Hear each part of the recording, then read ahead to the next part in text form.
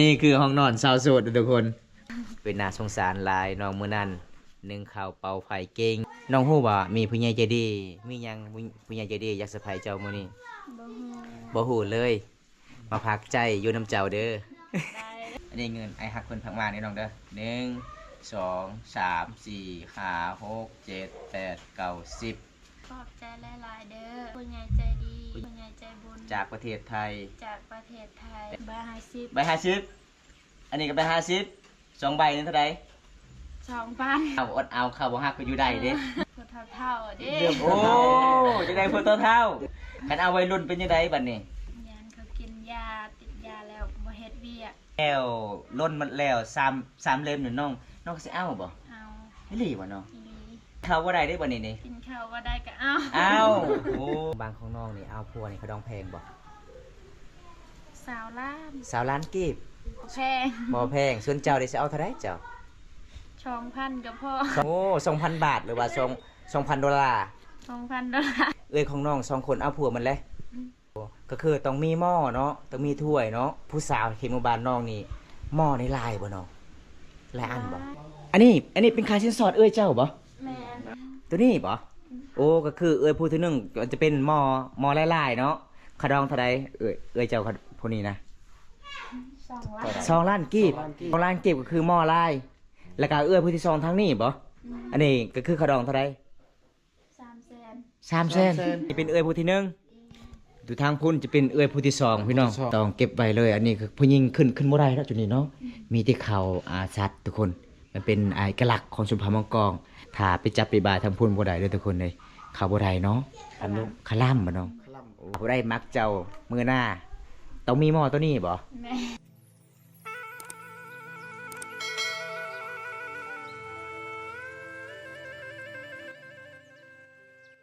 ครับสวัสดีครับผมสบายดีพ่อแม่พี่น้องสบายดีบ้านสุขุทุกคนที่เข้ามาติดตามรับชมมื้อนี้ได้มื้อนี้บัมตากะสิไปเยี่ยมไปยามสาวแมวคือเก่าด้วยทุกคนมีผู้ใหญ่ใจดีจากประเทศไทยบัมตาไปเยี่ยมไปยามไปตามตีพิธีชีวิตน้องคนนี้ฝ่าฟืนก็เก่งตักน้ำก็เก่ง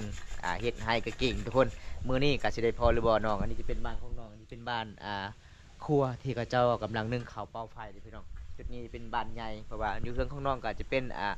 ผู้ยิ่งลูกสาวมีแต่สาวแมวคนเดียวในหมู่บ้านนี้ทุกคนจังใดก็ไปติดตามสนุกกันรับมาถึงแล้วเพื่อนน้องทุกคนอันนี้จะเป็นเพื่อนขัวเดี๋ยวผมตากาสีขึ้นทักทายเพื่อนใหญ่ก่อนทุกคนเพราะว่าหมู่บ้านนี้ก็เป็นหมู่บ้านอยู่นอกที่สุดกับตัวเมืองเลยเป็นหมู่บ้านติดกับตีนภูเขากันเลยเขาเจ้าก็มีเฮือนซานบ้านซองใหญ่ๆหลายคนเลยทุกคนเห็นบ่มีแต่เฮือนแล้วทุกคนเขาเจ้าได้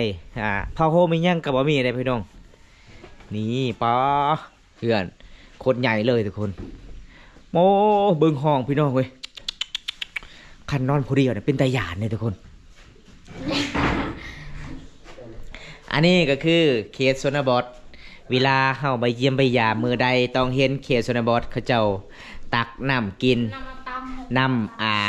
หมากน้ำเต่าเขาเจ้าก็มาเกาะไว้จุดนี้เวลาแขกเข้าห้องบ่เข้าเขื่อนบ่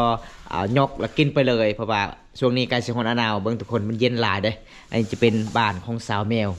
บุญทุกคนบ้านก็กว้างทุกคนเลยปอเป็นตาสองเลยหมู่บ้านนี้พี่น้อง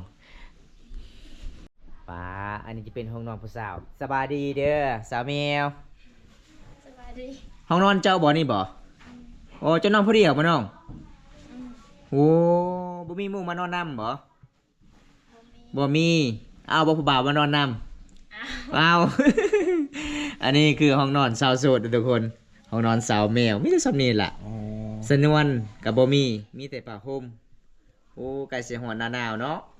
ห้องนอนสาวโสดนี่เนาะห้องนอนสาวโสดหน้าประมาณนอน2คนได้อยู่เนาะ2คนได้3คนนี่นอนบ่ได้ทุกคนแม่นห้องนอนเจ้าก็ประมาณสำนีบ่น้องโอ้มีเครื่องเสียงไปพร้อมถ้ามีเวลาเหงาๆเปิดตู้เลยโอ้อันนี้สาวแมวอ้ายเข้าไหนได้บ่บ่น้องได้โอ้ยไอ้บกล้าเข้าละ ไปออกนอกก่อนได้ด้วยน้องเดี๋ยวไอ้กะมาลิมแอนน้ำเจ้าก่อนเครื่องจะได้ใส่กูไปเสื้อผ้าจะได้บ่มีบ่โอ้เสื้อผ้ากับบ่มีเด้อทุกคนเอาตอนนี้เฮากะมาลิมแอนกับน้องก่อนเด้อทุกคนโอ้อันนี้คือศาสตร์เจ้าศาสตร์เองบ่เฮ็ดเองเลยบ่ศาสตร์นี่บ่ฮ ฮะ บ่คอยบ่ได้สร้าง ผู้ใดเฮ็ดนี่นะ แม่คอยก็สร้าง โอ้อีเมก็ซันเป็นเนาะเอามามื้อนี้ป้าเริ่มงามแล้วเด้อทุกคนมามื้อนี้สาวแมวก็เริ่มใหญ่ๆแล้วน้องฮู้ยังมื้อนี้อ้ายมาเยี่ยมมายามเจ้า บ่ฮู้ บ่ฮู้เลยบ่น้องบ่คือประพันธ์เลยบ่ตามมาหาเจ้ามื้อนี้ บ่ บ่ฮู้เลย เป็นจังไดน้องเว้าว่าโทรศัพท์ของน้องสิเพแล้วแปลงแล้วบ่ บ่ ยังบ่มีเงินสิแปลงบ่น้อง บ่มี อ๋อเดี๋ยวนี้ก็คือน้องยังบ่ได้เล่นโทรศัพท์เลยบ่เล่นเลยเนาะโอ้พี่น้องหลังจากนั้นก็คือมี FC คนหนึงเห็นน้อง เป็นน่าสงสารหลายน้องมื้อนั้นนึ่งข้าวเป่าไฟเก่งฝ่าฟืนก็เก่งตักน้ำก็เก่งอีกประมาณจักโมงน้องจึงนึ่งข้าว ประมาณ3 โมง 3 โมงมีแต่น้องผู้เดียวบ่ช่วยเวียกอีพ่อยแม่บ่ส่วนอ้ายที่บ่ได้ช่วยเลยอ๋ออีพ่อยแม่น้องมื้อนี้ไปไส ออกให้ ออกให้ทางให้หรือบ่ ยัง ยังเอาคือว่าออกให้เสียยาให้ หรือว่าพูดเข้าให้เสียยาส่วนบ่ มีเส้นยาส่วนอืม โอ้ทุกคนเพิ่นว่าอีเมเพิ่นก็เสียยาส่วนก็เลยเจ้าอยู่เฮือนคือเก่ามื้อนี้เนาะเอามื้อนี้ก็มาเยี่ยมมายามเพิ่นจัดให้ตามคำขอผู้ใหญ่ใจดี เป็นตาอีดูน้องแล้วก็น่าสงสารน้องน้องฮู้ว่ามีผู้ใหญ่ใจดี มีหยังผู้ใหญ่ใจดีอยากเซอร์ไพรส์เจ้ามื้อนี้ บ่ฮู้ บ่ฮู้เลย มาพักใจอยู่น้ำเจ้าเด้อ ได้ เอาบ่ เอา สิเอาเท่าใดก่อนมื้อนี้2,000ก็เอาอ่ะ เอา โอ้เป็นตาม่วนหลายทุกคนน้องบ่ได้เรียนหนังสือเนาะ บ่ แต่เว้าลาวเก่งเด้ก็คือ บ่เก่ง ก็คือในหมู่บ้านของเจ้านี่ค่อยเห็นผู้สาวหลายๆคนนี่ เจ้าเก่งที่สุดเลยเว้าลาวได้ อายุจักปีเลยเจ้าตอนนี้ 15 15 ปีเห็นบ่ทุกคนเว้าลาวได้ หากินก็เก่ง 15 ปี เก่งเด้ ใหญ่เลยตอนนั้นน้อยๆแล้วน้องเนาะ น้อยๆตอนนั้นยังน้อยๆเสื้อผ้านุ่งก็บ่มีมามื้อนี้ได้ใครน้องมีเสื้อผ้าสีงามๆอีกได้เงินมาแต่ไสนี่น้องฮะบ่แม่นน้องไปเอาดอกแคนอยู่ป่าบ่บางคาย บ่ ได้เงินมาแต่ไส หาแคม หาแคนแล้วก็ขายได้เงินแล้วซื้อเสื้อผ้านี่บ่แล้วก็ซื้อทรงแน่ อืม โอ้เอามีใส่คาบมือได้มามื้อนี้งามได้ ของแท้บ่ มันก็ มันเกิน มันเกินคือ ตามเด้ เฮ้ยบะใส่ยวัน เอ เนาะ แต่นี่ใส่คอเวียดนาม ประมาณเท่าไหร่น้องใส่คออันนี้ 3,000 3,000กีบโอ้พี่น้องเอ้ย3,000กีบเด้อทุกคน เด้ตามไปก็ได้ จังจะเมือง เท่าไหร่ 18 18แสดงว่า 48,000กีบเนาะทางใส่คอทางต่างหู เอาพี่น้องมื้อนี้ก็เห็นน้องอยู่เฮือนอยู่ศาลเห็นแล้วก็น่าสงสารน้องเลยขยันเลยทุกคนสาวแมวคนนี้ทุกคนเอากับสบายดีทุกคนสบายดีอีกทีหนึงนะสบายดี FC เก่า FC ใหม่มื้อนี้ที่เข้ามาติดตามรับชมมื้อนี้บอมตาก็มาเยี่ยมมายามสาวแมวคือเก่าเด้จัดให้ตามคำขอผู้ใหญ่ใจดีจากประเทศไทย ไปกับทีมงานเฮา3คนคือเก่าทุกคนเลยมื้อนี้เจ้าฮู้มีหยังอ้ายใหญ่เพิ่นมาเซอร์ไพรส์เจ้าน้องบ่ฮู้เลยบ่เจ้าได้พันหยังคืนนี้นะบ่ได้พันหยังเลย มีที่นอนกอดหมอนอย่างเดียว ใกล้จะวันหน้าหนาวเนาะ วันนี้อายกับบุญมีหยังมาเยี่ยมยามเจ้าเด้อเพราะว่าอายฮักจากประเทศไทยหาบอมตาไปสถานบุญให้อายเพิ่นกะไม่มีเงินไม่มีคำคือกันแต่อายเพิ่นกะเป็นห่วงสาวลาวเขตชนบทบ้านเฮาเห็นเจ้าวิถีชีวิตเจ้านี่ลำบากหลายเลย เจ้าเป็นคนสู้ชีวิตซอยเวียกอีพ่ออีแม่ก็คืออายก็บ่ได้ซอยเนาะเจ้ามาแต่หาแต่ชวนก็คือตำข้าวฝาพื้นเกลือหมูเกลือไก่ไปตักน้ำนึ่งข้าวทุกคน อันนี้เงินไอ้ฮักเพิ่นพักมานี่น้องเด้อ1 2 3 4 5 6 7 8 9 10เอาอันนี้เป็นเงินผู้ใหญ่ใจดีพากมานำบาวันตาเด้อน้องเด้อเอาดีใจบ่ ดีใจ ดีใจบ่น้องขอบใจผู้ใหญ่ใจดีนะเด้อเอาน้อง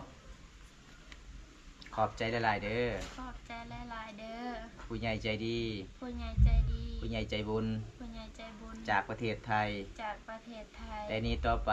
แต่นี้ต่อไป ก็ขอให้อาอยู่ดีมีแห้ง และขอให้อายุดีมี แห้ง ขอให้อายุมันคนยืน ขอให้อายุมันคนยืน ปรารถนาสิ่งใดก็ขอให้ได้สิ่งนั้น ปรารถนาสิ่งใดก็ขอให้ได้สิ่งนั้น แต่นี้ต่อไปขอให้อายได้เงิน แต่นี้ต่อไปขอให้อายได้เงิน กลับคืนร้อยเท่าพันเท่าเด้อก ลับคืนร้อยเท้าพันเท้าเด้อ นี่ดีใจบ่ ดีใจ ดีใจจากเปอร์เซ็นต์ ร้อย 100%อ๋อ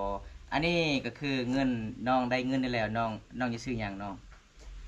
ซื้อเกลือ ซื้อเกลือบ่แล้วก็เป็นนัวอันนี้ใบหยังอันนี้ 50 ใบ50เอาทุกคนสาวลาวเว้าลาวเก่งอันนี้เป็นใบ50แม่นบ่ เอาใบ50เนาะอันนี้ก็ใบ50บ่ 50 ใบ50คัน2ใบเท่าไหร่ แสนหนึ่ง 100,000ปาเอาทีมงานเอามาเปลี่ยนแล้วเด้อ มา เอาทีมงานสิเปลี่ยน เอาว่า โอ้ยพี่น้องเอ้ยอันนี้ใบ50เลยทุกคนใบ50 2ใบ100,000ถามผู้ใดใจดีมาเปลี่ยนซอยน้องนี่เด้อ อันนี้ใบหยังอันนี้ ใบ50 ใบ50อันนี้ก็ใบ50 2ใบนี่เท่าไหร่ 2,000 2,000 2,000กีบเนาะ 2,000กีบเหรอโอ้เอาอันนี้คือ2ใบ50ก็คือ 2,000กีบอันนี้ใบ10,000ใบ10,000 2ใบเท่าไหร่100,000 100,000เด้อทุกคน อันนี้ใบ100,000เด้อทุกคนใบ100,000 100,000กีบทุกคน อันนี้100,000กีบก็คือชาวลาวเขตนี่ก็คือน้องๆก็บ่เคยได้เงินหลายเนาะก็เลยน้องๆก็บ่ฮู้จักพี่น้องถ้าไปซื้อเครื่องก็คือต้องพาพี่น้องไปนำบ่โอ้เฮาบ่ฮู้เงินเลยโอ้คันขายครึ่งคลองได้บัดนี้เด้ก็มีให้ชาวบ้านติดให้โอ้แล้วก็จึงได้เงินเอาจังได้ก็ให้น้องซื้อเกลือซื้อปิ้งนัวเด้อเงินไอ้ใหญ่เพิ่นฝากมา 1,000 บาทให้น้องเด้อ โดย ดีใจบ่ ดีใจ ดีใจเนาะ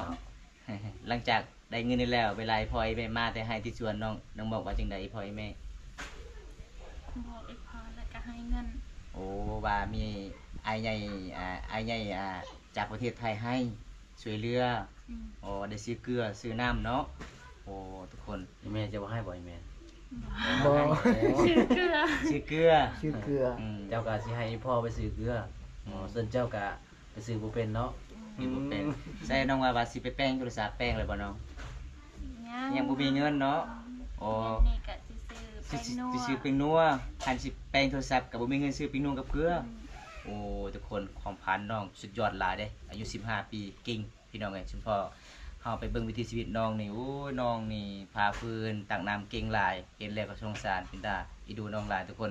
มื้อนี้ก็ขอบคุณอีกเทื่อหนึงผู้ใหญ่ใจดีจากประเทศไทยที่เชื่อมั่นและมั่นใจถึงงานเฮา3คนไปสะพานบุญให้มื้อนี้บอมตาก็มอบในมือสาวแมวเลยทุกคนโดนแล้วเฮาก็บ่ได้เห็นหน้ากันเนาะไปเลยคิดว่าจะเอาผัวเลยได้ มาเฮานี่ เป็นยังไงคนได้เงินข่าวๆแรงบ้างของน้องนี่สาวหันนี่เป็นไม่ห่างอีกเลยบ่ อืม ป้าเสียดายเนาะหมูครูเจ้าตอนนั้นสาวฮันว่าหน้าวอดเอาข้าวบ่ฮักก็อยู่ได้เด้แม่นเลยเด้เนาะ แม่ เพิ่นว่าข้าวบ่ฮักก็อยู่ได้ซองเทื่อไปไม่ห้าง อืม ได้ลูกหรือบ่สาวฮัน ยัง ยังบ่ได้ลูกโอ้เอาทุกคนเป็นมีละวิถีชีวิตสาวลาวเอาผัวแต่น้อยๆสุดท้ายเฮ็ดเวียกเฮ็ดงานบ่ได้ บ่รอด ผัวมีแต่ไปเล่นบ่รอดกลับคืนนี้พ่อแม่คือเก่าโอ้จังได๋ก็คือให้น้องเอาผัวให้ฮอดอายุ18 ปีเด้อ เลือกเบิ่งก่อน เลือกก่อนเลือกผู้ชายที่ดีก่อน อย่าพาวเร็วอย่าพาว เลือกผู้เท่าๆเด้ เลือก โอ้จะได้ผู้เท่าเท่า จะได้บ่เท่า คันเอาวัยรุ่นเป็นยังไงบัดนี้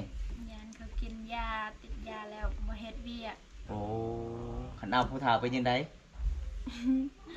เขาหักเขาแพงบ่ อืม จะเฮ็ดเวียกเฮ็ดงานเนาะ อืม การทำหากิน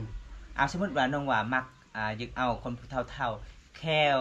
ล้นหมดแล้ว3เล่มนี่น้องสิเอาบ่ เอา ให้หลีบ่น้อง อีหลี ปากินข้าวบ่ได้เด้บ่นี่นี่ กินข้าวว่าได้ก็เอา อ้าวโอ้ คือบ่ลงนี่สร้างว่าแควล้นแล้ว แก้วล้นเลยเด้ แควว่าไม่แคว แก้วล้นก็เอาเนาะถ้าเพิ่นกินกระดูกบ่ได้เจ้ามีแต่ขับลาบอย่างเดียวโอ้ เป็นข้าวเปียกใส่เนาะ ใส่ เ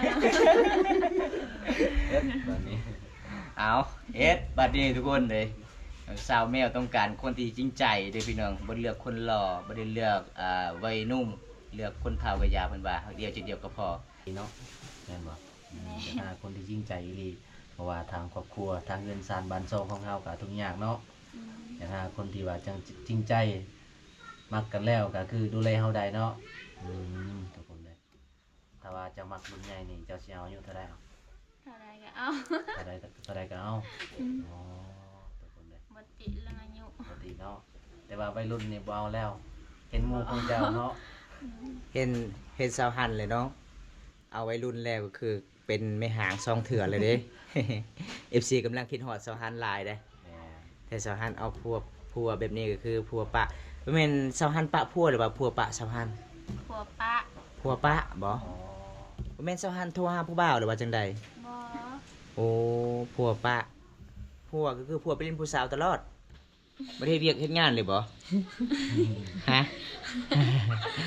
น้องบ่ฮู้คือกันบ่ บ่ฮู้ แต่ฮู้ว่าพัวของเราปะ อืม โอ้เลยสาวหันกลับคืนเฮือนนี่พ่ออีแม่คือเก่า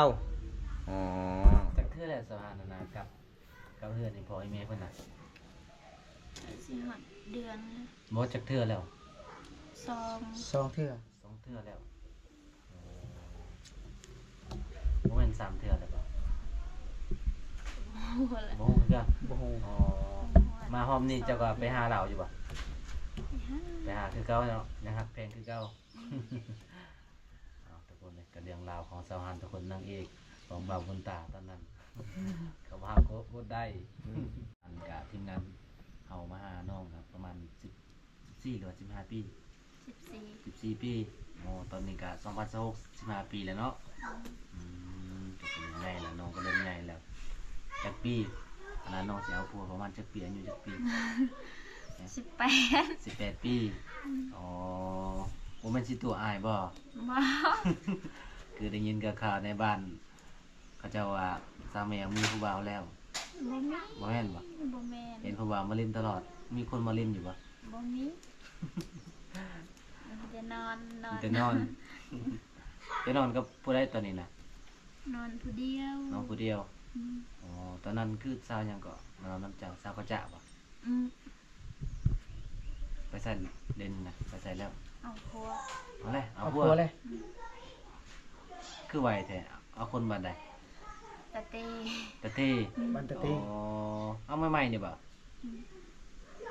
ค่าสินสอดค่าดองเขาจะเว้ากันแหละ บ่ฮู้ โอ้ทุกคนเลยไวตอนนี้ก็นอนผู้เดียวเนาะ บนได้นอนแล้วบ่นำสะพานน่ะ บ่ลาบ่ได้มานอนนำค่อยมีแต่ค่อยนี่แหละที่ใจว่างตลอด เออจะว่า18 ปีก็สิเอาผัวเนาะอย่าเฮ็ดคือชาวบ้านอันนั้นเด้อบ้านผู้ไทยเด้อว่ากับอ้าย16 17 ปีสิเอาผัวไปแล้ว2-3 มื้อเอาผัวมาแล้ว ไปหามื้อนั้นโอ้ตายว่ะ ค่อยบ่ เอา เฮ็ด ผัว ดอ ปะไว้ ก แท้ เพราะว่าบ่มีไผเอาค่อย คันเวลาเจ้าสิเอาผัวนี่ก็บอกทีมงานเฮาเด้อ โดย บอกลงหน้ารถกับประมาณอาทิตย์หนึงก็ได้ เพราะว่าเฮากะถ้าว่ามีผู้ใหญ่ใจดีอยากมัดแขนให้กะบางทีก็มีสาวไทยเด้เอาผั คั วน กะ ว่ามีคนมักค่อยสิบอก อ๋อบอกเนาะบอกทีม แต่ งาน ว่า เนาะ อืม ปิดบังบ่ได้เนาะ คิดบ้างบ่ได้ ถ้าปิดบังแล้วได้หยัง ปิดบังก็คือบ่ได้หยังเลยเนาะ อืม ต้องบอกเลย สมมุติว่าน้องเอาผัวเมื่อใดสมมุติเด้อนี่เด้ออาจสิขายไก่ใส่บ่เซินโลด ว่าแท้บ่ เบาแท้สาวแมว สมมุติว่าหมู่บ้านของน้องนี่เอาผัวนี่เขาดองแพงบ่ สาวล้าน สาวล้านกีบก็คือหมู่ของเจ้าสาวหันนี่เอาผัวมาประมาณจักล้านเขาดองลาว บ่ฮู้ บ่ฮู้บ่มีงัวอยู่บ่ลาวอยู่บ่บ่มีเลย มี มีอยู่บ่มีงัวตัวหนึง อืม โอ้ก็คือส่วนหลายน้องเคยเห็นก็คือขดองสาวล้านกีบแต่งได้เนาะ ได้ อ๋อ บ่แพง บ่แพงส่วนเจ้าได้สิเอาเท่าไหร่เจ้า 2,000ก็พอ 2,000ก็พอโอ้ 2,000 บาทหรือว่า2,000 ดอลลาร์ 2,000 ดอลลาร์ 2,000 ดอลลาร์ เอาพี่น้อง 2,000 ดอลลาร์เด้ขดองเพิ่นเด้อทุกคนเด้ หมู่ของเพิ่นนี่สาวล้านกีบแต่ขดองเพิ่น 2,000 ดอลลาร์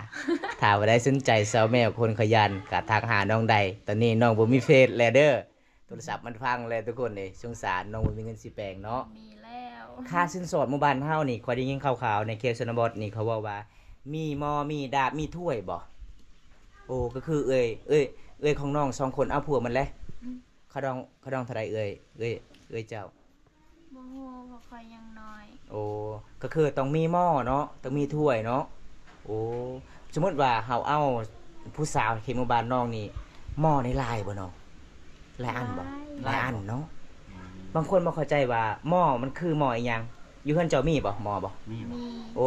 เดี๋ยวจังหน่อยก็สิพาอ่านไปเบิ่งเด้อเพราะว่าบางคนบ่เข้าใจว่าประเพณีบ้านเฮาเวลาอ่างานแต่งงานกันเฮาเอาผู้สาวเขมบาลนี่เป็นตามประเพณีต้องมีหม้อไปพาอ่านไปได้บ่ สมัยไอ้เขาถามนี่หม้อทองหรือว่าหม้อเงิน หรือว่าหม้อโยม หม้อโยมหรือว่าจังได๋ บ่ฮู้บ่ฮู้คือกันบ่ โอ้ มีบ่อยู่เฮือนเจ้าบ่น้อง มี ไปพาอ้ายเขาไปเบิ่งได้บ่ ได้ ไปทุกคนพาน้องเขาไปเบิ่งประเพณีค่าสินสอด งานแต่งงานชนบทลาวเด้เอื้อยของเพิ่นก็เอาผัวไปแล้วพี่น้อง2คนก็เลยมื้อนี้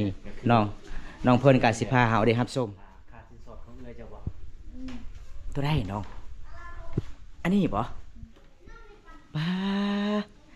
อันนี้เป็นค่าสินสอดเอื้อยเจ้าบ่ แม่น สองคนก็คือเป็น2แถวเลย สองแถวเลย อันนี้แถวอันนี้คือเอื้อยบ่น้อง เออ โอ้แถวนี่คือน้อง เอาคันแถว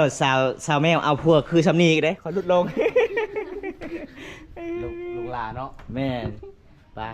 ทุกคน ประเพณีของชนบทลาวเวลาเฮาเอาต้องเกียมไว้เด้อทุกคน มันมีหม้อเห็นบ่หม้อเงินหม้อทองหม้อโยม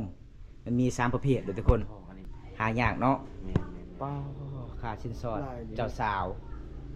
ให้บอกทุกคนมันแปลกหลายเลยทุกคนเลยเขตนี้สาวแมวเมื่อนี้ก็คือน้องวาวาค่าชิ้นสอดของเอื้อยของน้องเอื้อยผู้ที่หนึ่งผู้ใดตัวใดตัวนี้ปะโอ้ก็คือเอื้อยผู้ที่หนึ่งก็จะเป็นหมอลายๆเนาะขดองเท่าใดเอื้อยเจ้าผู้นี้นะ 2 ล้าน 2 ล้านกีบ บ้านที่ 2 ล้านกีบก็คือหม้อลายแล้วก็เอื้อยผู้ที่สองทางนี้ปะอันนี้ก็คือขดองเท่าใด 300,000 3 เซนหรือว่า3 ล้านเนาะ 300,000 3 เซน เส้น โอ้ เอาทุกคน บ่ถึกดีเนาะ ขอดองถือ เป็นหยังก็คือขอดองบ่แพงเอื้อยเจ้าผู้ที่สองก็คือเอื้อยเจ้าไปชูผู้บ่าวก่อนบ่โอ้ก็เลยขอดองบ่แพงเนาะคันท่าสมมุติว่าคันเขาเจ้ามาขอคือขอดองต้องแพงๆโอ้ประเพณีบ้านเฮานี่ครับปะบ่ได้คือหม้อตัวนี้เนาะหม้อโยมหม้อทองทุกคนเห็นบ่เอกลักษณ์ของชนบทบ้านเฮา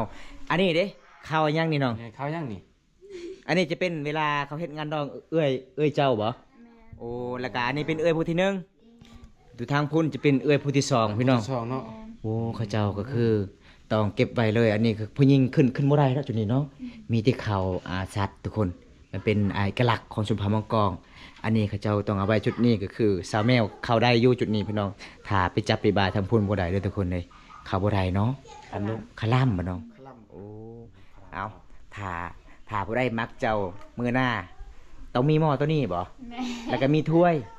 โอ้ ก็คือขะดองเท่าไร$2,000จะว่าเลยเด้ $2,000เนาะทางเงินลาวเด้ ทางเงินลาว 3ล้กีบเนาะ บอมตากับพูดกัน$2,000ก็ตกประมาณ48กว่าล้านเนาะ ำแม่ เอาวันนี้กะขอบใจหลายเด้อสะแมวเด้อที่พาอ้ายได้ครับฮู้ตอนเอื้อยน้องเอาผัวต้องมีหม้อเนาะคันเจ้าเอาผัวก็ต้องมีหม้อ มี อ๋อคันสมมุติว่าเจ้าเอาผัวมื้อหน้ามีขวายต้องเก็บไว้เข้าขวายเนาะต้องมาตั้งไว้คือแบบนี้เด้อทุกคน เอาขอบใจหลายเด้อน้องเด้อต่อก่อนบอมตาสิกลับบาทบอมตากาจะเห็นแปลกๆอีกทีนึงในเรื่องของน้อง อันนี้เป็นหยังไอมาหอมนี่ก็คือน้องเอาไว้หมักน้ำเต่าอยู่ในห้องเลยเป็นหยังน้อง ยานแบบวัยรุ่นหลายคนหั่นมีหยังแปลกๆกับบ่ฮู้ โอ้ก็เลยเอาไว้อยู่ในห้องอีกปกติก็คือน้องเอาไว้ตามระเบียงเฮือนเนาะแต่หอบนี่ก็เห็นวัยรุ่นกันละลายคนขี้หลายเนาะยานเขาเจ้าใส่หยังก็บ่ฮู้ก็เลยเก็บไว้อยู่ในห้องถ้าแขกมาเยี่ยมมายามก็คือเข้าห้องต้องเอาหมักน้ำเต่ากินไปเลย มันเย็นบ่น้อง เย็น ประมาณจักมือน้องเอาไว้ได้ เมื่อล่างก็ไปตักเอง โอ้ตอนแรกก็ไปตักอีกโอ้ถ้าคือบ่หมดก็คือถอกไว้เก็บล้างถ้วยล้างจานเนาะโอ้ประเพณีบ้านเฮาอันนี้เด้อทุกคนอันนี้มาน้ำเต่า พื่อนของสาวแมวมื้อนี้ก็ขอขอบใจหลายเด้อที่พาอ้ายได้รับรู้ประเพณีบ้านเฮาเฮ็ด12ของ14เนาะถ้าโอกาสหน้าอ้ายก็มาเยี่ยมมายามกันใหม่เด้อน้องเด้อก่อนอ้ายสิกลับบ้านก็ขอขอบใจอีกผู้ใหญ่ใจดีเทื่อหนึงนี่เด้อ ขอบใจผู้ใหญ่ใจดี จากประเทศไทย จากประเทศไทย ขอให้อายุดีมีแฮงเนาะ ขอให้อยู่ดีมีแห้งให้ นี่ ร่ำให้รวย นี่ทุกคน เพิ่นเว้าลาวเก่งเก่งเป็นอาหารตะแพงเด้อิบหน้าถ้าผู้ใดอยากรับชมวิถีชีวิตน้องบำตากาสิพาFC ได้รับชมได้ทุกคนบำตากาสิทายอีกวิถีชีวิตน้องยามแรงๆน้องก็ไปตักน้ำพาฟืนนึ่งข้าวเป่าไฟ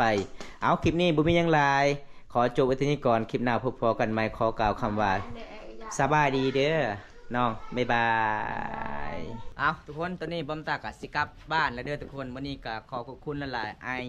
ฮักไอใหญ่เพิ่นจากประเทศไทยที่สนับสนุนสาวลาวเขตชนบทบ้านเฮาที่ช่วยเหลือเขาเจ้าเป็นครอบครัวที่ยากจนบ่มีเงินบ่มีคำซื้อเกลือซื้อไปนัวมื้อนี้บำตากมามอบให้สาวแม่เลยทุกคนเลยบำตากสิเดินทางต่อไปหาเขตชนบทหลายๆคนทุกคนไปเยี่ยมไปยามแน่สาวแวนสาวทิกเนี่ยทุกคนยังหลายสาวทุกคนคลิปนี้ก็เอาไว้สำนี้ก่อนพี่น้องคลิปหน้าพบกันใหม่ขอกล่าวคำว่าบัดสวัสดีเด้อบ๊ายบาย